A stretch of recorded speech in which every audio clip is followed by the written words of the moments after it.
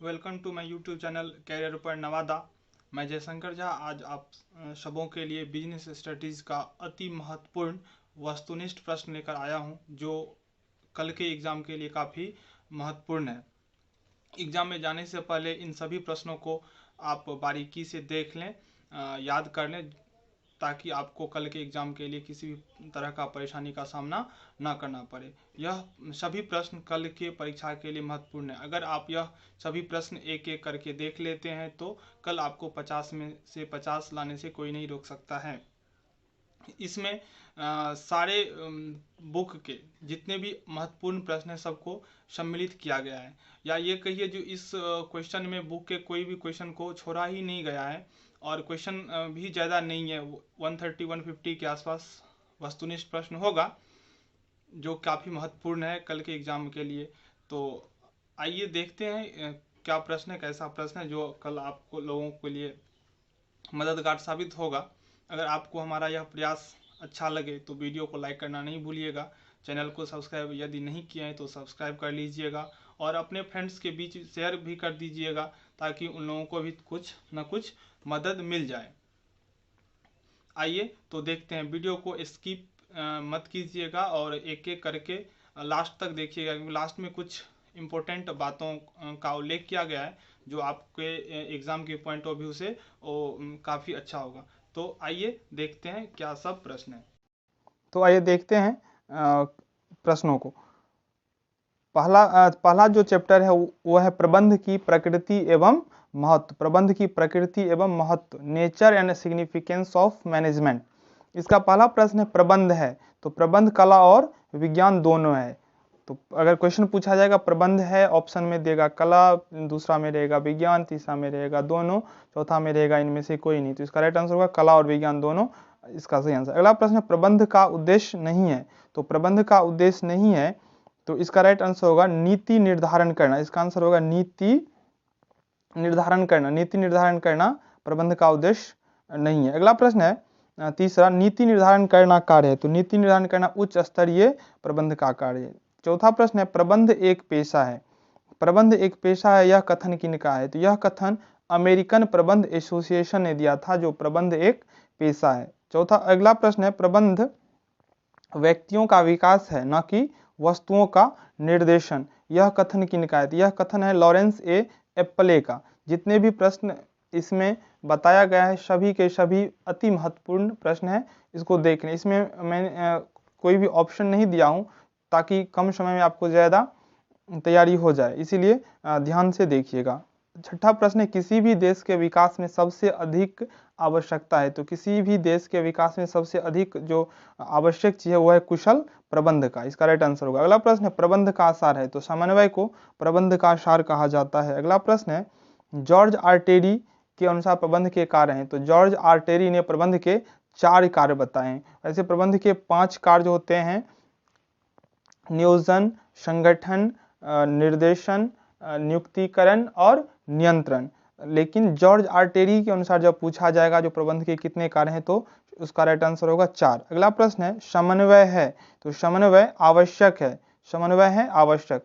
बहुत सारे बच्चों में इस क्वेश्चन को लेकर कन्फ्यूजन हो जाता है जो किसका आंसर आवश्यक होगा और किसका अनिवार्य। तो ध्यान से देखिएगा, अनिवार्य 2-3 ही है, 4 ज़्यादा से ज़्यादा होगा अनिवार्य में, तो ज़्यादा आंसर आवश्यक ही होगा, फिर भी बारीकी से देख लें।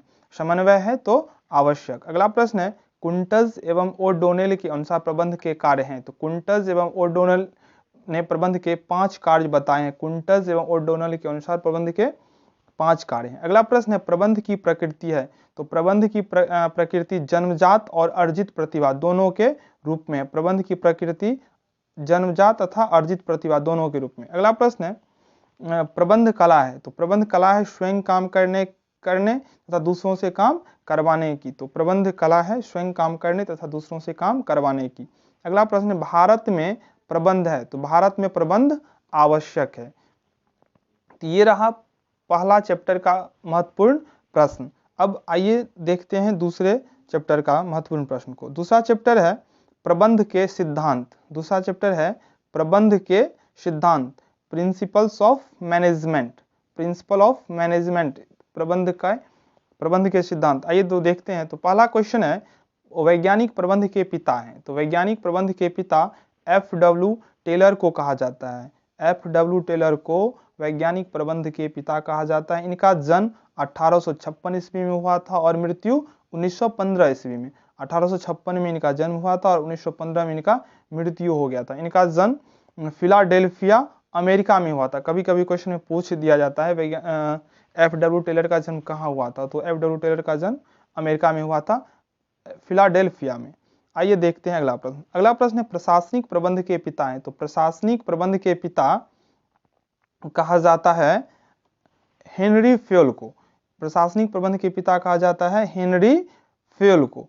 हेनरी फेयल को प्रशासनिक प्रबंध का जन्मदाता कहा जाता है। जनक भी क्वेश्चन में कभी कभी पूछ देता है, प्रशासनिक प्रबंध के जनक है, तो इसका राइट आंसर होगा हेनरी फेयल, जो कि क्या थे, खनन इंजीनियर। हेनरी फेयल क्या थे, खनन इंजीनियर थे। इनका जन्म 1841 ईस्वी में हुआ था और मृत्यु 1925 में। इनका जन्म फ्रांस में हुआ था। इनका जन्म कॉन्स्टेंटिनोपल फ्रांस में हुआ था। प्रशासनिक प्रबंध के जनक अर्थात पिता हेनरी फेयल का। अगला प्रश्न है, हेनरी फेयल द्वारा प्रतिपादित प्रबंध के कितने सिद्धांत हैं। तो हेनरी फेयल द्वारा प्रतिपादित प्रबंध के 14 सिद्धांत हैं। हेनरी फेयल ने प्रबंध के सिद्धांत 14 दिए हैं, जो कि काफी महत्वपूर्ण है। अगला प्रश्न है, मानसिक क्रांति मूलाधार है। तो इसका राइट आंसर होगा वैज्ञानिक प्रबंध का। मानसिक क्रांति मूलाधार है वैज्ञानिक प्रबंध का। अगला प्रश्न है, वैज्ञानिक प्रबंध में टेलर ने प्रयोग किए। तो वैज्ञानिक प्रबंध में टेलर ने समय अध्ययन, गति अध्ययन और थकान अध्ययन का प्रयोग किए। अगला प्रश्न है, वैज्ञानिक प्रबंध कब आरंभ हुआ, जो कि काफी महत्वपूर्ण है, बहुत बार एग्जाम में पूछा जा चुका है। वैज्ञानिक प्रबंध 1913 में प्रारंभ हुआ था। अगला प्रश्न है, प्रबंध के सिद्धांत नहीं है। तो प्रबंध के सिद्धांत नहीं है संपूर्ण। प्रबंध के सिद्धांत संपूर्ण नहीं है। अगला प्रश्न है, प्रबंध के सिद्धांत है सार्वभौमिक। अगला प्रश्न है, वैज्ञानिक प्रबंध में विश्लेषण है। तो वैज्ञानिक प्रबंध में विश्लेषण है 75%। वैज्ञानिक प्रबंध में विश्लेषण कितना होता है, 75%। अगला प्रश्न है 10वां, प्रबंध के सिद्धांतों की रचना किस प्रकार की जाती है। तो प्रबंध के सिद्धांतों की रचना प्रबंधकों के अनुभवों के द्वारा, प्रबंधक के जो अनुभव होते हैं ना, उनके आधार पर प्रबंध के सिद्धांत की रचना की जाती है। अगला प्रश्न है, कौन सा कथन कार्य विभाजन के सिद्धांत का सर्वश्रेष्ठ वर्णन करता है। तो सर्वश्रेष्ठ वर्णन होता है संसाधनों का कार्यों में विभाजित करना चाहिए। संसाधनों का कार्यों में विभाजित करना चाहिए। यह रहा दूसरा चैप्टर का अति महत्वपूर्ण प्रश्न। तीसरा चैप्टर है व्यावसायिक वातावरण, बिजनेस इन्वायरमेंट। इसमें पहला प्रश्न, नवीन आर्थिक नीति घोषित हुई थी। तो नवीन आर्थिक नीति जुलाई 1991 में घोषित हुआ था। नवीन आर्थिक नीति जुलाई 1991 में घोषित हुआ था। दूसरा प्रश्न है, नवीन या नई आर्थिक नीति के प्रमुख अंग हैं। तो नई आर्थिक नीति के प्रमुख अंग 3 हैं, उदारीकरण, वैश्वीकरण और निजीकरण। अगला प्रश्न है, भारत में उदारीकरण की नीति रही है। तो भारत में उदारीकरण की नीति सफल रही है। अगला प्रश्न है, व्यावसायिक पर्यावरण की विशेषता नहीं है। व्यावसायिक पर्यावरण की विशेषता नहीं है, तो इसका आंसर होगा कर्मचारी। अगला प्रश्न है, उदारीकरण का अर्थ। तो उदारीकरण का अर्थ होता है सरकारी बाध्यता एवं संशोधनों में कमी। उदारीकरण का अर्थ होता है सरकारी बाध्यता एवं संशोधन में कमी। तो ये रहा तीसरे प्रश्न का जो भी महत्वपूर्ण प्रश्न बनता था, जो पूछा जाना है या पूछा जाएगा। तो आइए अब देखते हैं प्रबंध के जो 5 कार्य हैं ना, उस 5 कार्य में से जो पहला कार्य है नियोजन, उसके बारे में देखते हैं। नियोजन प्रबंध का पहला कार्य है। नियोजन जो है प्लानिंग, वो प्रबंध का पहला कार्य है। कभी कभी पूछ देता है नियोजन प्रबंध का कार्य है, तो प्रश्न उत्तर होगा इसका पहला। आइए देखते हैं पहला प्रश्न। पहला प्रश्न है, नियोजन होता है। तो नियोजन सभी अवधियों के लिए किया जाता है, अर्थात अल्पकालीन, मध्यकालीन और दीर्घकालीन। अगला प्रश्न, नियोजन होता है। तो नियोजन होता है भविष्य के लिए। नियोजन होता है भविष्य के लिए। बहुत सारे बच्चों में इस क्वेश्चन पे भी आके कंफ्यूजन हो जाता है। तो नियोजन होता है भविष्य के लिए और आधारित होता है, जो तीसरा प्रश्न, नियोजन आधारित होता है भूत पर। अगला प्रश्न है, नियोजन भविष्य को पकड़ने के लिए बनाया गया पिंजरा है। यह कथन किनका? यह कथन है एलेन का। 5वां प्रश्न नियोजन है, तो नियोजन है आवश्यक। अगला प्रश्न है एक अच्छी योजना होता है, तो एक अच्छी योजना लोचपूर्ण होता है, एक अच्छी योजना लोचपूर्ण होता है। अगला प्रश्न है नियोजन सभी प्रबंधकीय क्रियाओं का है, तो नियोजन सभी प्रबंधकीय क्रियाओं का प्रारंभ एवं अंत दोनों है। अगला प्रश्न है जॉर्ज आर टेरी के अनुसार नियोजन के प्रकार हैं, तो जॉर्ज आर टेरी के अनुसार नियोजन के 4 प्रकार हैं। नियोजन के कितने प्रकार हैं? जॉर्ज आर टेरी के अनुसार 4। तो ये रहा चौथे चैप्टर का महत्वपूर्ण प्रश्न। अगला चैप्टर है संगठन, ऑर्गेनाइजेशन, ऑर्गेनाइजिंग। इसका देखते हैं महत्वपूर्ण प्रश्न। पहला प्रश्न संगठन प्रक्रिया के कदम हैं, संगठन प्रक्रिया के 8 कदम हैं। दूसरा प्रश्न है कुंटज एवं ओडोनेल के अनुसार संगठन प्रक्रिया के कदम हैं, तो कुंटज एवं ओडोनेल के अनुसार संगठन प्रक्रिया के 7 कदम दिया हुआ है। यह सब महत्वपूर्ण प्रश्न है और कन्फ्यूजनल भी, तो थोड़ा ध्यान से इन सभी प्रश्नों को देखिएगा। अगला प्रश्न है संगठन में अनुशासन नहीं है, तो संगठन औपचारिक और अनौपचारिक होता है, तो जिस संगठन में अनुशासन नहीं होता है उसको अनौपचारिक संगठन कहते हैं। या अगला प्रश्न है संगठन स्वतः निर्मित होता है, तो ये होगा अनौपचारिक संगठन। अंतरण का तत्व नहीं है, तो ये भी, इसका भी आंसर होगा अनौपचारिक संगठन। और कुछ कुछ बातें रह सकता है जो ये रहता है कर्मचारी के स्वेच्छा पर निर्भर करता है, तो इसका भी आंसर हो जाएगा अनौपचारिक संगठन। पक्षपात की संगठन में होता है, तो इसका भी आंसर हो जाएगा अनौपचारिक संगठन, यानी कि इस सभी बातों का उल्लेख अनौपचारिक संगठन में होगा। अगला प्रश्न है एक लंबा ढांचा होती है।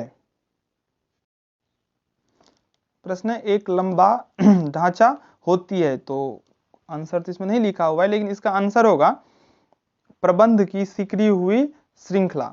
एक लंबा ढांचा होती है, प्रबंध की सिकुड़ी हुई श्रृंखला। अगला प्रश्न है केंद्रीकरण का तात्पर्य होता है, अर्थात केंद्रीकरण का क्या अर्थ होता है? तो केंद्रीकरण का अर्थ होता है निर्णय लेने में अधिकारों को सुरक्षित रखना। निर्णय लेने में अधिकारों को सुरक्षित रखना केंद्रीकरण का अर्थ होता है। अगला प्रश्न है अंतरण को प्रभावी बनाने के लिए आवश्यक है, अंतरण को प्रभावी बनाने के लिए आवश्यक है कि उत्तरदायित्व के साथ हो, तो अंतरण को प्रभावी बनाने के लिए उत्तरदायित्व के साथ अधिकार का होना आवश्यक है। अगला प्रश्न है बड़े आकार वाले उपकरण में भारारोपण होता है, तो बड़े आकार वाले उपकरण में भारारोपण आवश्यक होता है। अगला प्रश्न है भारारोपण किया जा सकता है, तो भारारोपण किया जा सकता है अधिकार का। बहुत बार इन सब क्वेश्चन में से पूछा गया है, तो देख लीजिएगा ठीक से। अगला प्रश्न है अधिकार का भारारोपण नहीं किया जा सकता है, तो गोपनीय कार्य जो होता है ना,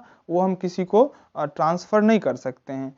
तो आइए देखते हैं अगला प्रश्न उत्तरदायित्व होता है, तो उत्तरदायित्व होता है अधिकारी का। ये रहा चैप्टर 5 जो संगठन था उसका महत्वपूर्ण प्रश्न। नियुक्तिकरण चैप्टर से देखते हैं महत्वपूर्ण प्रश्न क्या क्या पूछे जा सकते हैं स्टाफिंग से। तो पहला प्रश्न है नियुक्तिकरण पर व्यय किया गया धन है, तो नियुक्तिकरण पर व्यय किया गया धन को विनियोजन या विनियोग कहा जाता है। कहीं कहीं विनियोजन ऑप्शन में दे देता है, कभी विनियोग दे देता है, तो कंफ्यूज मत होइएगा। विनियोजन या विनियोग दोनों का एक ही इंग्लिश होता है इन्वेस्टमेंट।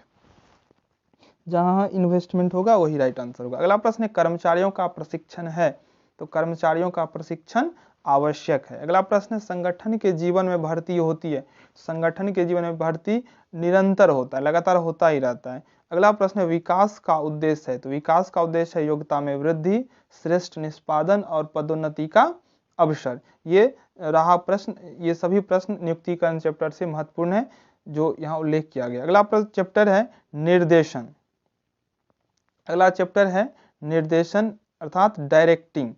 तो देखते हैं इस चैप्टर से क्या क्या महत्वपूर्ण प्रश्न आने वाला है।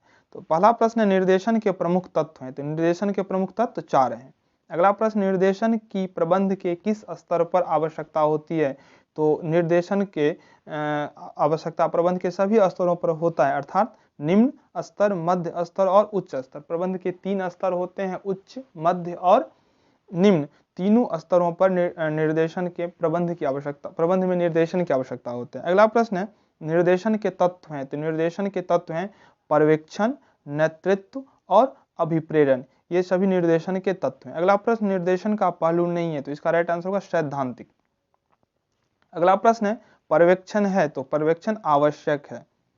अगला प्रश्न है पर्यवेक्षक कड़ी है, पर्यवेक्षक कड़ी है तो पर्यवेक्षक कर्मचारी एवं मध्यम प्रबंध के बीच कड़ी का काम करता है। पर्यवेक्षक कर्मचारी एवं मध्यम प्रबंध के बीच कड़ी का काम करता है। अगला प्रश्न है पर्यवेक्षण तत्व है तो निर्देशन का। अगला प्रश्न है अभिप्रेरणा का सिद्धांत जो आवश्यकताओं को क्रमबद्ध करता है किसके द्वारा प्रतिपादित किया गया था, तो अब्राहम मास्लो के द्वारा। बहुत इंपॉर्टेंट क्वेश्चन है, बहुत बार पूछा गया है।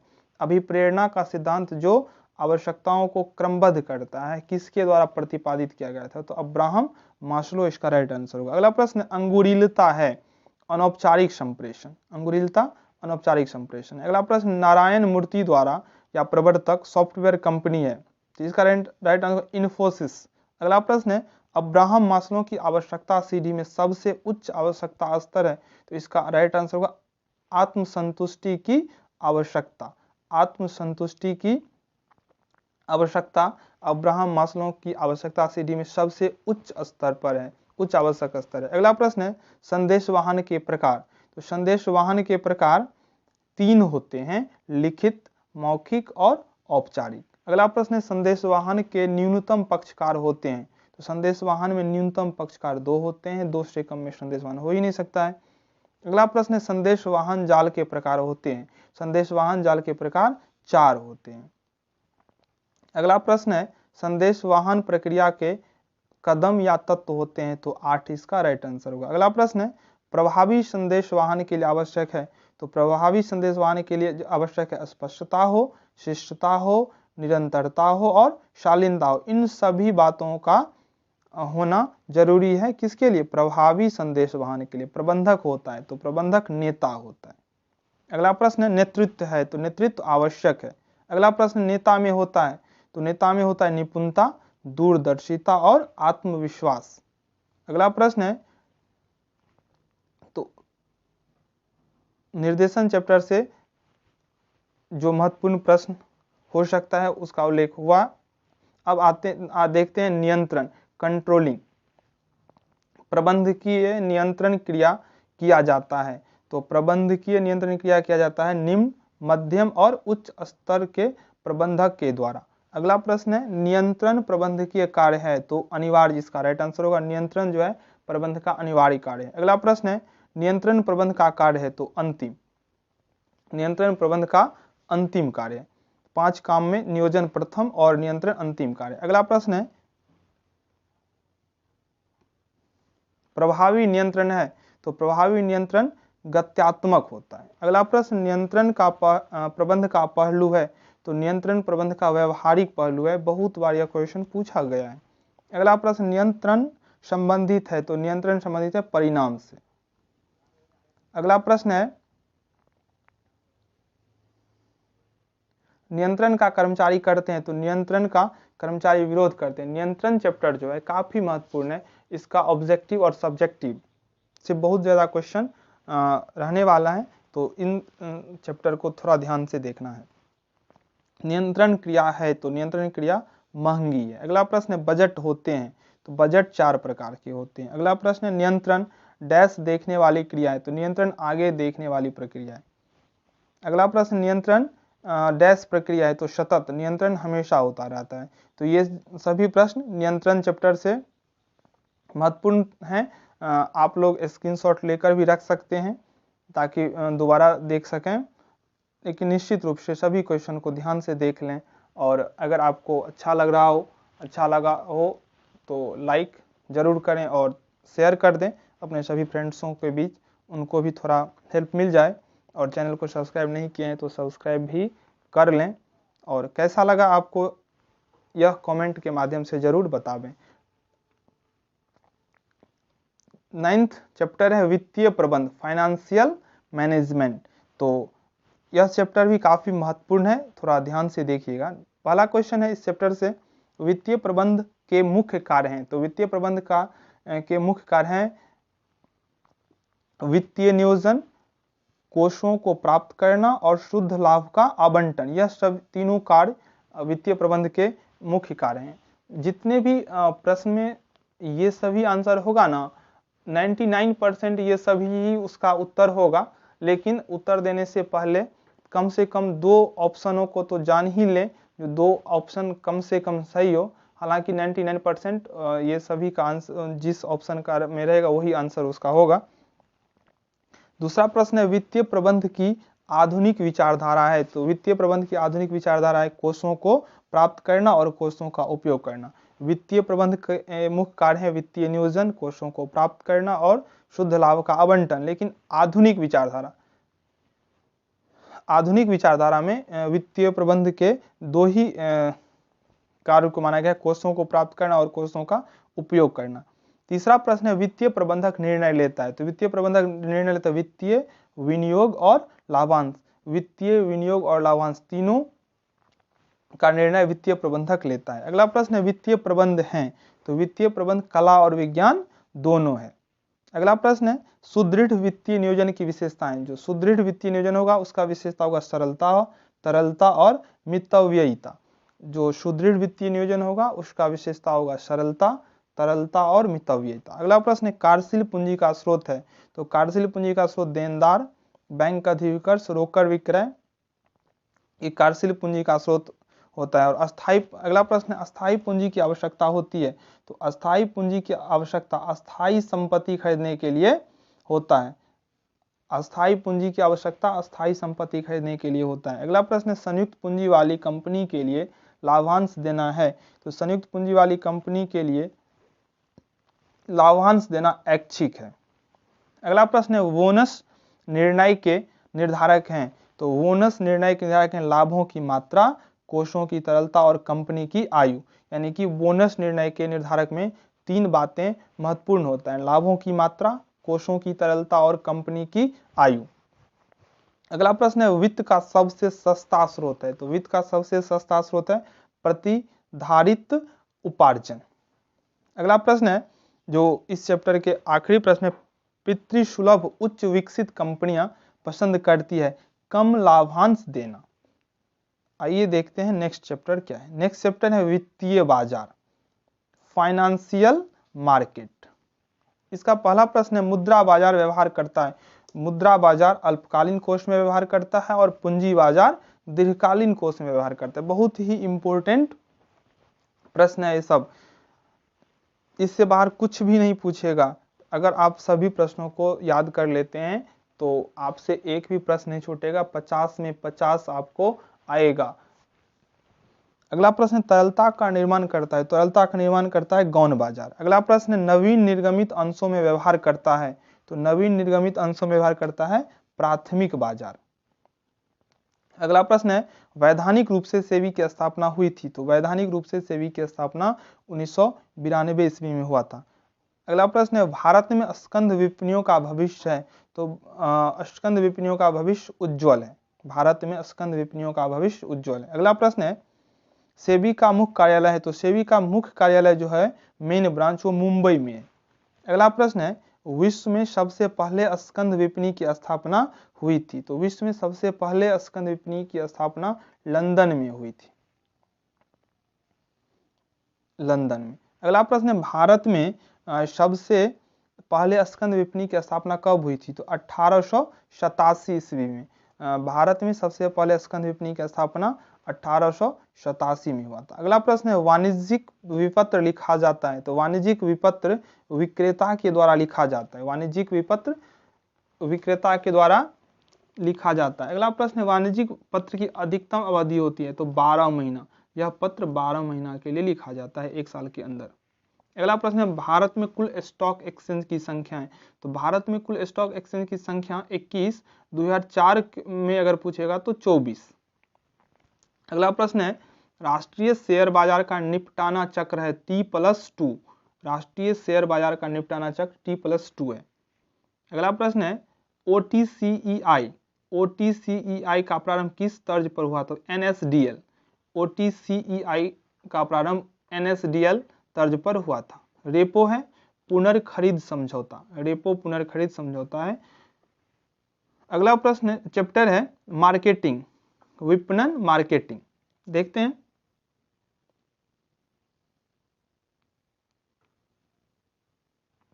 विपणन पर व्यय किया गया धन है, तो विपणन पर व्यय किया गया धन विनियोजन या इन्वेस्टमेंट कहा जाता है। अगला प्रश्न विपणन व्यय भार है, तो विपणन व्यय भार है उपभोक्ताओं पर, विपणन व्यय भार उपभोक्ताओं पर होता है। अगला प्रश्न व्यवसाय के लिए विपणन है, तो व्यवसाय के लिए विपणन अनिवार्य है, व्यवसाय के लिए विपणन अनिवार्य है। अगला प्रश्न है अच्छे ब्रांड की विशेषताएं हैं, अच्छे ब्रांड की विशेषताएं जो सूक्ष्म नाम होना चाहिए, स्मरणीय होना चाहिए और अट्रैक्टिव आकर्षक होना चाहिए। अगला प्रश्न है लेबलिंग है, तो लेबलिंग अनिवार्य है। अगला प्रश्न है सबसे अधिक व्यापक क्षेत्र है, तो सबसे अधिक व्यापक क्षेत्र है पैकेजिंग का। अगला प्रश्न है विपणन प्रबंध अवधारणा का जन्म स्थान है, तो विपणन प्रबंध अवधारणा का जन्म स्थान अमेरिका। अगला प्रश्न है विज्ञापन है, तो विज्ञापन इन्वेस्टमेंट है, विनियोग। अगला प्रश्न है विज्ञापन का सबसे महंगा साधन है, तो व्यक्तिगत विक्रय विज्ञापन का सबसे महंगा साधन है। अगला प्रश्न है विपणन अवधारणा का महत्व है, तो विपणन अवधारणा का महत्व समाज के लिए है, उपभोक्ता के लिए है और उत्पादक के लिए, तीनों के लिए विपणन अवधारणा का महत्व है। अगला प्रश्न है विज्ञापन का माध्यम है, कैलेंडर व डायरी विज्ञापन का माध्यम है। अगला प्रश्न चैप्टर है उपभोक्ता संरक्षण, कंज्यूमर प्रोटेक्शन। उपभोक्ता संरक्षण पारित हुआ था, उपभोक्ता संरक्षण 1986 में पारित हुआ था और प्रभावी हुआ था 15 अप्रैल 1987 को। उपभोक्ता संरक्षण पारित हुआ था 1986 में और प्रभावी हुआ 15 अप्रैल 1987 को। अगला प्रश्न है उपभोक्ता संरक्षण अधिनियम के अंतर्गत विवाद आते हैं, तो उपभोक्ता संरक्षण अधिनियम के अंतर्गत विक्रेता द्वारा दोषी माल के विक्रय संबंधी विवाद, यानी कि उपभोक्ता संरक्षण अधिनियम के अंतर्गत विवाद कैसे आते हैं, तो विक्रेता द्वारा दोषी माल के विक्रय संबंधी विवाद। उपभोक्ता विवाद निवारण एजेंसी 3 है, उपभोक्ता विवाद निवारण एजेंसी 3 है, जिला मंच, राज्य आयोग और राष्ट्रीय आयोग। जिला मंच 10 लाख तक के धोखाधड़ी को देखती है, राज्य आयोग 20 लाख से लेकर 1 करोड़ तक और राष्ट्रीय आयोग 1 करोड़ से लेकर अधिक जहां तक हो। तो उपभोक्ता विवाद निवारण एजेंसी 3 है, जिला मंच, राज्य आयोग और राष्ट्रीय आयोग। चौथा प्रश्न है भारत में कार्यरत गैर सरकारी संगठन हैं, तो भारत में कार्यरत गैर सरकारी संगठन 2 हैं, वॉइस और कॉमन कॉज, वॉइस और कॉमन कॉज। 13वां और सबसे अंतिम जो चैप्टर है वो है उद्यमिता विकास, इंटरप्रेन्योरशिप डेवलपमेंट, उद्यमिता विकास। तो उद्यमिता नेतृत्व प्रदान नहीं करती है साझेदारी फर्म का, उद्यमिता साझेदारी फर्म में नेतृत्व प्रदान नहीं करता है। यह चैप्टर इंटरप्रेन्योरशिप के दृष्टिकोण से भी इम्पोर्टेंट है और बिजनेस स्टडीज के दृष्टिकोण से भी। अगला प्रश्न है भारत में उद्यमिता विकास कार्यक्रम है, तो भारत में उद्यमिता विकास कार्यक्रम है आवश्यक। अगला प्रश्न है उद्यमिता विकास कार्यक्रम प्रदान करता है, तो उद्यमिता विकास कार्यक्रम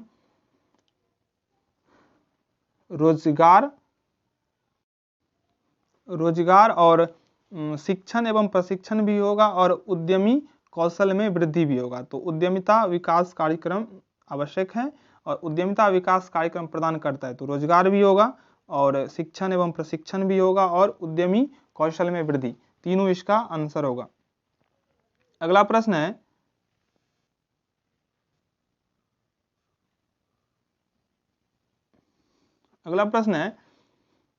भारत में उद्यमिता विकास कार्यक्रम रहा, तो भारत में उद्यमिता विकास कार्यक्रम सफल रहा है, भारत में उद्यमिता विकास कार्यक्रम सफल रहा है। अगला प्रश्न है उद्यमी जन्म लेता है और बनाया जाता है, उद्यमी जन्म भी लेता है, बायबॉर्न भी वो रहता है लेकिन उसे बनाया भी जाता है। अगला प्रश्न है भारत में उद्यमिता विकास संस्थान स्थित है, तो इसका राइट आंसर होगा अहमदाबाद में, भारत में उद्यमिता विकास संस्थान अहमदाबाद में स्थित है। अगला प्रश्न है भारत में उद्यमिता का भविष्य है, तो भारत में उद्यमिता का भविष्य उज्जवल है। इस चैप्टर का आखिरी प्रश्न है उद्यमी उठाता है, तो उद्यमी सामान्य एवं तय की गई जोखिम, उद्यमी सामान्य एवं तय की गई जोखिम उठाता है। तो कुछ अन्य महत्वपूर्ण प्रश्न देखते हैं, कुछ महत्वपूर्ण प्रश्न देखते हैं। तो इस कुछ महत्वपूर्ण प्रश्न में कर्मचारियों के विकास में सम्मिलित हैं, तो कर्मचारी के विकास में सम्मिलित हैं स्थानांतरण, पदोन्नति और प्रशिक्षण, ये तीनों चीज तीनों स्थानांतरण, पदोन्नति और प्रशिक्षण कर्मचारियों के विकास में सम्मिलित हैं। अगला प्रश्न है मानव संसाधन प्रबंध में सम्मिलित हैं। तो मानव संसाधन प्रबंध में सम्मिलित है भर्ती, चयन और प्रशिक्षण। अगला प्रश्न है कौन उत्पाद या उपभोक्ता नहीं है? तो कच्चा माल इसका राइट आंसर होगा। अगला प्रश्न है भौतिक वातावरण में समावेशित नहीं होता। तो इसका राइट आंसर होगा वित्तीय व्यवस्था। वित्तीय व्यवस्था भौतिक वातावरण में समावेशित नहीं होता है। अगला प्रश्न है प्रबंध की सफलता का प्राथमिक तत्व है। तो प्रबंध की सफलता का प्राथमिक तत्व होता है अत्यधिक पूंजी।